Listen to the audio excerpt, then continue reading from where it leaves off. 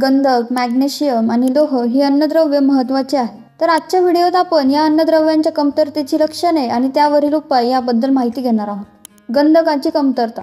गंधकाची कमतरता असल्यास नवीन येणारी पाने आणि पालवी पिवळी पडतात. तृणधान्य पिके परिपक्व होण्यासाठी उशीर लागतो. द्विदल पिकांच्या मुळावरील नत्र स्थिरीकरण करणाऱ्या गाठींचं प्रमाणही कमी होतं. उपाय: 20 ते 40 किलो गंधक प्रति हेक्टरी जमिनीतून द्या. मॅग्नेशियमची कमतरता.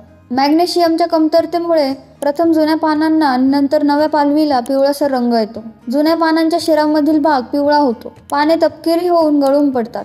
उपाय: 10 ते 25 किलो मॅग्नेशियम प्रति हेक्टरी जमिनीतून द्या किंवा शिफारशीनुसार फवारणी करा. लोहाची कमतरता. लोहाची कमतरता असल्यास कोवळ्या आणि अपरिपक्व पानांच्या शिरांमध्ये पिवळसर रंग येतो. अधिक तीव्र कमतरतेमुळे पानं पांढरी होतात आणि झाडाची वाढ खुंटते. उपाय: 0.5 ते 1.0% तीव्रतेच्या हिराकशीच्या द्रावणाची फवारणी करा.